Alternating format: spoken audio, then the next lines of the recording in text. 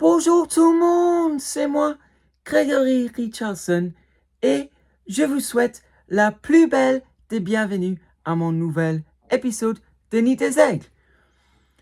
Aujourd'hui, je vais résumer les 2 premières rencontres après la pause internationale de novembre. En bref, avant de poser cette question.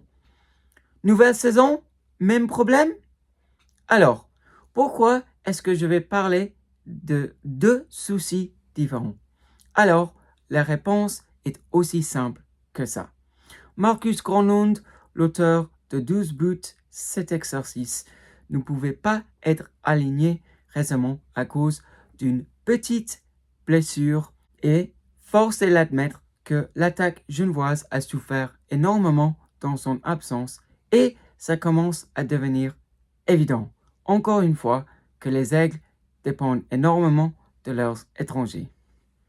À l'époque, lorsqu'un certain Chris McSorley était encore et toujours sur le banc Grenat, il y en avait 4. Mais maintenant, il y a 6 et il me semble que les Helvètes reposent sur leur laurier et ils produisent très peu offensivement. En vrai, c'est poussif. Alors, j'ai beaucoup d'analyses et des comparaisons à faire. Donc, installez-vous confortablement afin de pouvoir m'écouter proprement, car d'abord, je vais répondre à ma question de lundi dernier avant d'aborder sur cette thématique de la nouvelle saison et mêmes problèmes.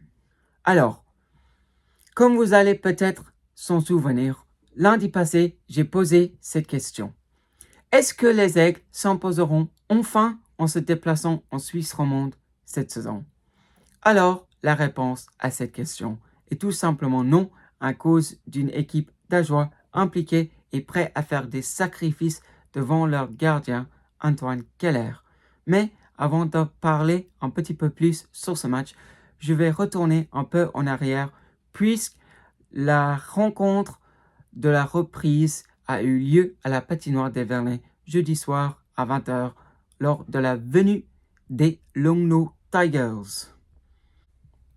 En premier lieu, comme j'ai envisagé, les supériorités, voire les infériorités numériques seraient décisifs dans ce match, comme souvent d'ailleurs.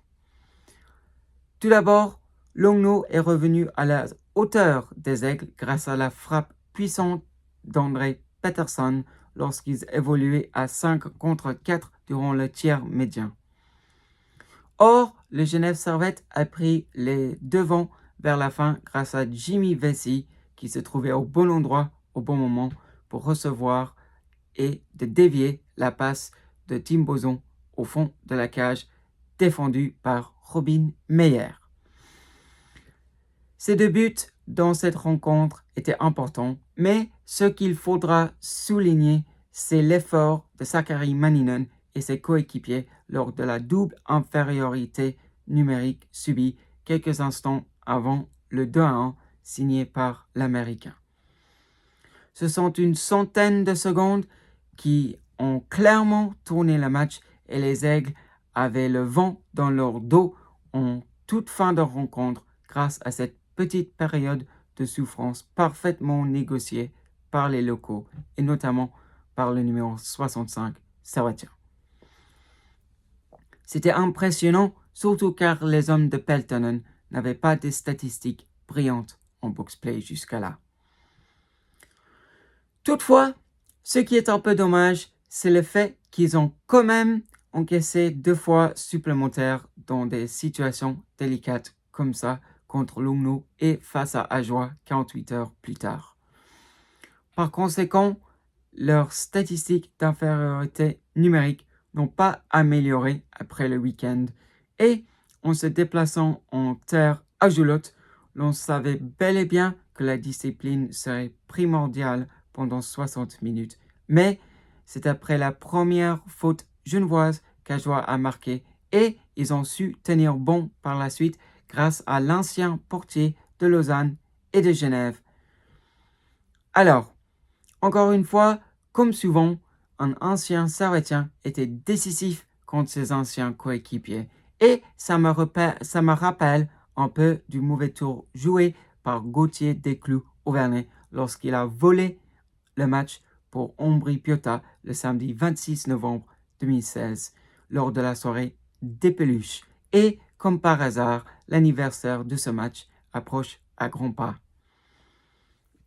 Bref, il n'y a pas plus à ajouter, sauf que Jari Turkulainen a fêté sa prolongation de contrat à Prantruy avec le deuxième but pour les siens dans la cage désertée par Stéphane Charlin en toute fin de partie.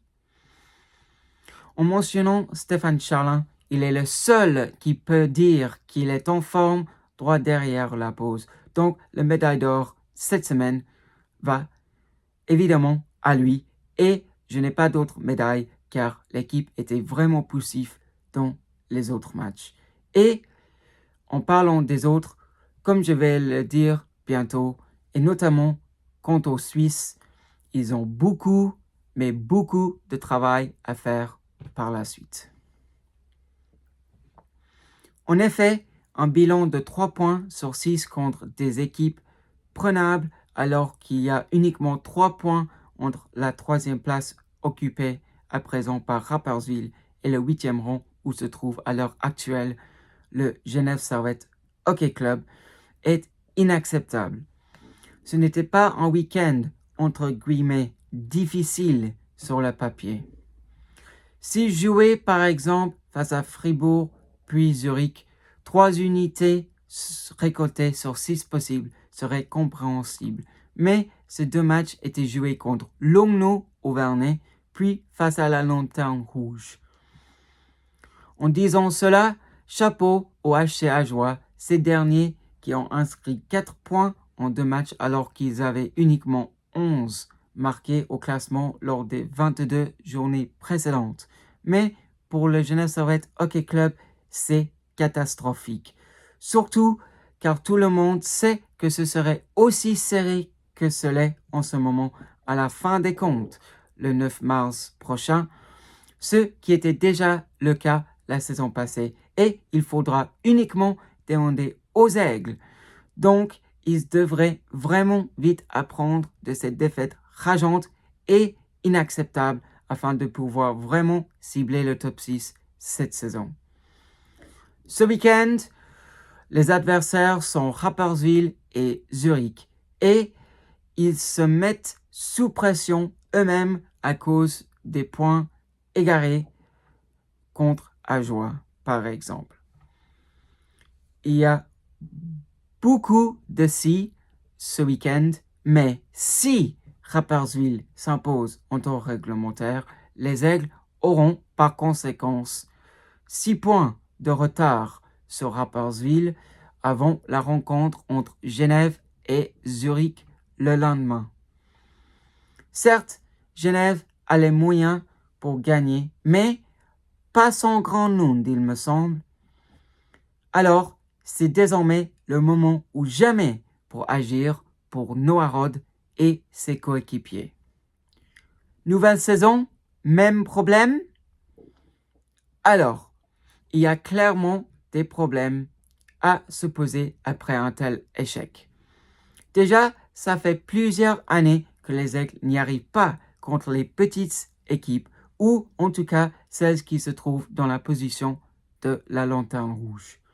Même la saison passée, les Aigles se sont inclinés face à la formation de Greg Irland en toute fin de janvier.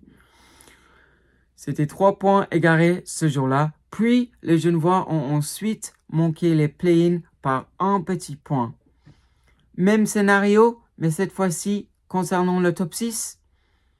De ce que je vois depuis le 9 septembre, je suis envie de dire oui, car l'équipe est tellement inconstante et ce n'est pas normal qu'avec autant de talents dotés dans le vestiaire, qu'ils se trompent comme ça contre Ajoie sans manquer de respect à cette équipe incroyable qui lutte encore et toujours pour ne pas finir 14e. Même en 2015-2016, ils ont perdu contre, je crois, les néo-promus Tigres de Longno lors de la soirée des peluches et idem contre Ombrie lorsqu'ils étaient à la Lanterne Rouge en se déplaçant au Vernet 10 mois plus tard. Comme je viens de le dire, ils se peinent énormément contre ces équipes qui jouent le bas du classement. Et ce n'est rien de nouveau. Mais vraiment, ce n'est rien de nouveau. Comment est-ce qu'une équipe peut sécher le leader Davos 7-0, mais perdre contre le dernier quelques semaines plus tard? C'est totalement incompréhensible, voire inacceptable pour le Genève Servette. De surcroît, c'est un nouveau revers sur la route et Peltonen a maintenant uniquement 5 points sur 18 possibles sur la route, alors que Yorick Traille avait quand même 8 sur 18. Donc, le bilan du Finlandais est bien pire que celle du technicien français, il faudra le souligner.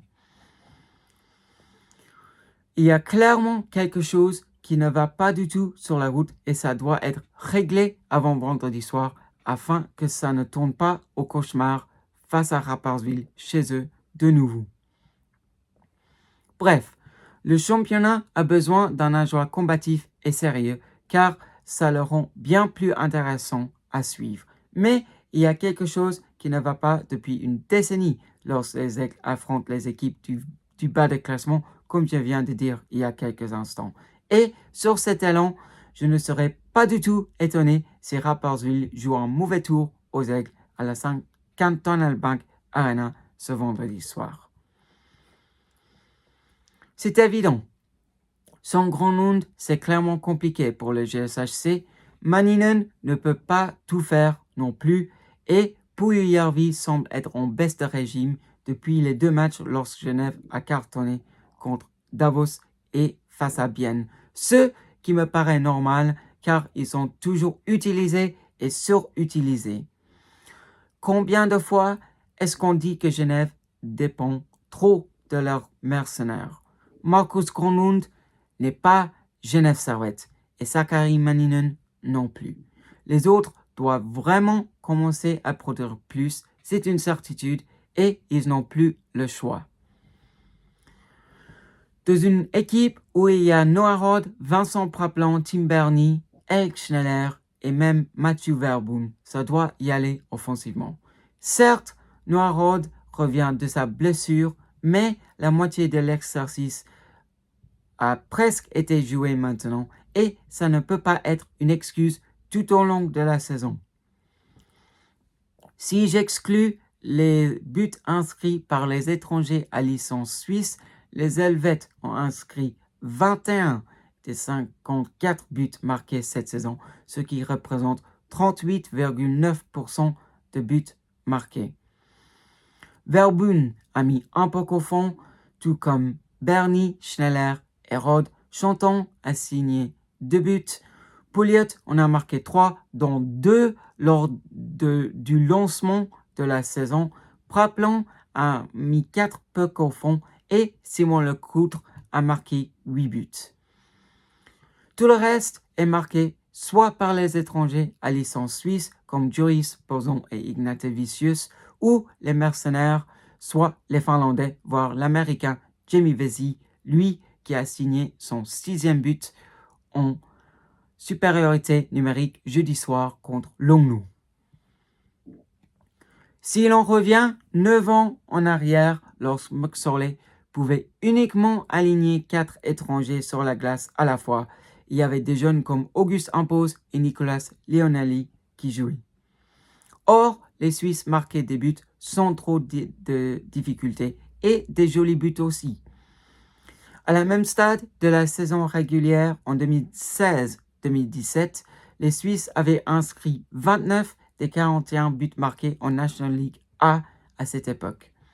Certes, les Genevois ne trouvaient pas le chemin défiler énormément durant la première partie de cette saison-là, mais d'avoir Lefel, Romy, Almond, Vic et même Impose qui cartonnaient et qui inscrivaient 70,7% des buts grenats démontre qu'il y avait une valeur beaucoup plus élevée sur les joueurs suisses dans notre championnat. Or, Chris McSorley a pu gagner des matchs avec un effectif pas si impressionnant que ça sur le papier, alors que Ketrey et Peltonen peinent à tirer le maximum d'une formation vendue comme étant spectaculaire avant l'entame de l'exercice. Même Rod n'est pas aussi performant qu'il devrait l'être, surtout en tant que capitaine. Ce dernier, qui avait 4 buts et 7 assists après 16 rencontres jouées au moment de défier Fribourg-Gotteron sur la route le vendredi 25 novembre 2016. Donc il avait quand même manqué des matchs cette saison-là, mais il était beaucoup plus tranchant en ayant joué moins de rencontres. Cette saison, soit en 2025-2026, on a joué tous les matchs. Le capitaine exemplaire, entre guillemets, qui vient de disputer son 500e match sous les couleurs grenats, a uniquement inscrit un but et 3 assists en 24 rencontres cette saison, car il est condamné au 3e bloc, voire la 4e ligne, à cause des 6 étrangers qui prennent leur place sur les 2 premières lignes, ce qui n'aurait pas été le cas il y a 8 ou 9 ans. La conséquence des 6 étrangers sur l'équipe de Suisse? Alors, j'ose espérer que c'est évident. Bien que ça élève le niveau du jeu en notre championnat suisse, l'équipe nationale paye pour cette dépendance sur les mercenaires.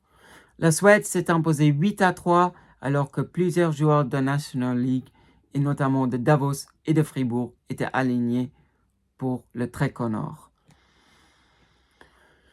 Idem contre la République tchèque lorsqu'ils se sont inclinés 4-0. On n'est pas loin des mondiaux de 2026 qui auront lieu en Suisse et la lentille s'incline face à ses rivaux sur de tels scores. Ça ne sont pas très bons, soyez honnêtes. Certes, Patrick Fischer n'aurait pas sélectionné sa meilleure équipe durant la pause internationale de novembre, mais ça nous donne une indication de la tâche devant Fischer, Cadieux et compagnie ce printemps, et même avant les Jeux olympiques qui auront lieu en février. Alors, concernant le Genève Servette Hockey Club, ça fait depuis plusieurs saisons maintenant que je répète la phrase. Les étrangers brillent et les Suisses sont en panne d'inspiration. La triplette finlandaise était bel et bien brûlée avant la pause et lorsque la formation était privée de Granlund les 2 derniers matchs, l'équipe était totalement en manque d'idées, ce qui est quand même inquiétant.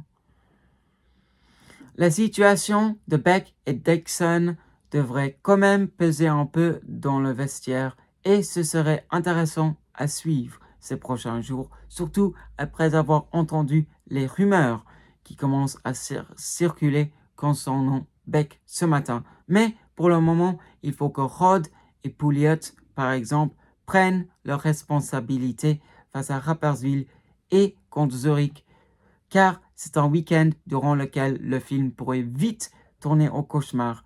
Et là, des questions seront réellement posées. Le 8e rang, avec 3 points de retard sur Rapperswil, leur adversaire de vendredi, n'est pas si mal que ça, en vrai, mais les 2 visites là-bas la saison passée n'ont pas offert de beaux souvenirs. Donc, il y a plusieurs éléments, y compris le box-play, à régler avant un week-end qui s'annonce être crucial, voire décisif pour la suite de la saison des Aigles. Pour conclure, les Genève Servette n'ont pas pu enfin gagner en se déplaçant en Suisse romande, ce qui est vraiment dommage.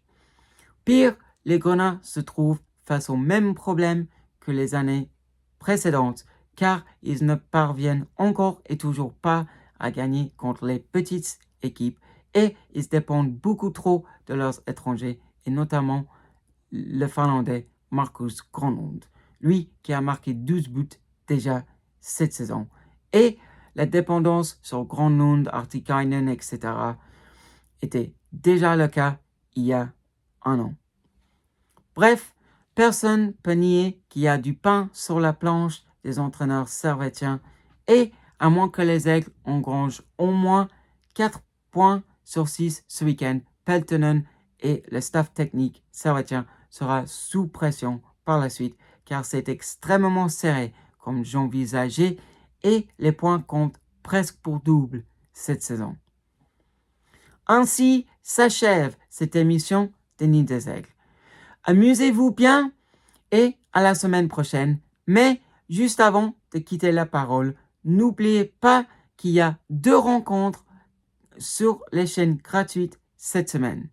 En premier lieu, ce mercredi, vous pouvez regarder Ajoie contre Bienne. Et puis vendredi soir, il y aura un match palpitant à suivre entre le Fribourg-Gotteron et le Lausanne Hockey Club. Allez, j'ai tout dit. À lundi prochain. Ciao, au revoir et bye bye.